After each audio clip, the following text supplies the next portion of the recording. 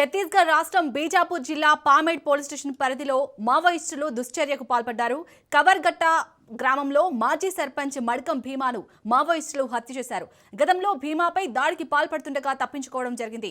నిన్న దంతెవాడ జిల్లా బచేలి నుంచి స్వగ్రామానికి మడ్కం భీమా తిరిగి వచ్చినట్లుగా దాడి చేసి హతమార్చారు. దీంతో ఆ గ్రామంలో ఉద్రిక్తత, భయానక వాతావరణం నెలకొంది. సంఘటనా స్థలానికి పోలీసులు చేరుకొని దర్యాప్తు చేపట్టారు.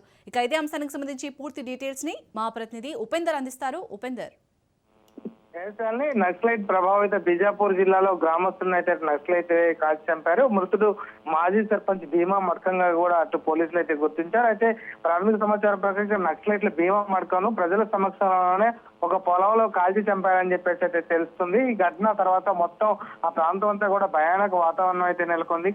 భీమా దంతెవాడలోని బచేలి నుంచి తిరిగి వచ్చేటప్పుడు నక్సలైట్లు కాల్చి చంపారని చెప్పేసి గతంలో భీమాపై కూడా నక్సలైట్లు దాడికి కూడా చేశారు. అయితే 3 రోజుల్లో బీజాపూర్ లో జరిగిన 2 హత్యలు మొత్తం జిల్లాలో భయానక వాతావరణం అనేది సృష్టించనేది మనం చెప్పుకోవచ్చు. ఉస్నూరులోని పామేడ్ లో ఘటన జరిగింది. ఈ హత్య పామేడ్ పోలీస్ స్టేషన్ పరిధిలోని కౌరట్టా గ్రామంలో అయితే జరిగింది. భీమా మడ్కను నక్సలైట్లు చంపారని అటు పోలీసులకు సమాచారం అనేది. భీమా మడ్కం వయసు దాదాపు 40 సంవత్సరాలు ఉంటుందని అయితే భావిస్తున్నారు. అయితే బీజాపూర్ పోలీసులు అయితే దీనిపై కూడా దర్యాప్తు ప్రారంభించారు. గ్రామస్తుడి హత్య గురించి సమాచారం బీజాపూర్ తీవ్రంగా పరిగణించినటువంటి పామేడ్ పోలీస్ స్టేషన్ వెంటనే దర్యాప్తు అయితే ప్రారంభించింది.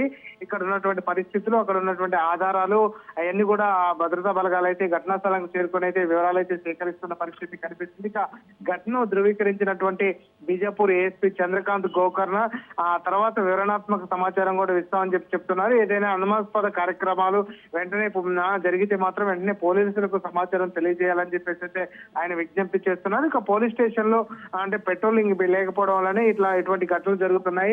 మారుమూల మరియు అంతర్గత ప్రాంతాల్లో క్రమం తప్పకుండా పెట్రోలింగ్ నిర్వహించాలని చెప్పేసి గ్రామస్తులు ఆరోపిస్తున్న పరిస్థితి కనిపిస్తుంది. ఇక ఉస్నూరు బ్లాక్ లో 2వ హత్య 3 రోజుల క్రితం ఉస్నూరు బ్లాక్ లోని పూజారి ప్రాంతంలో ఒక హత్య కేసు నమోదైంది. ఆ ఘటనపై దర్యాప్తు ఇంకా పూర్తి కాకముందే ఇటు 2వ వార్త కూడా అంటే 2వ హత్య కూడా జరగడం కూడా కొంత కలకలం చెప్తుంది. ఈ నేపథ్యంలోనే గ్రామస్తుల్లో కొంత భయానక వాతావరణం అయితే పరిస్థితి ఇక్కడ కనిపిస్తుంది. ఎందుకంటే మార్చి 31 లోపు దేశంలోనూ మావోయిస్ట్ రైతు దేశంగా తీర్చిదిద్దుతామని హోమ్ మినిస్టర్ అమిత్ షా చెప్తున్నట్టు ఇక్కడ మాత్రం అంటే వరుస హత్యలు జరగడం, అదేవిధంగా మావోయిస్టులు కూడా విరుచుకుపడటం మాత్రం కొంత ఆందోళన కలిగిస్తున్న పరిస్థితి కనిపిస్తుంది. Shalini, right, thank you Upender.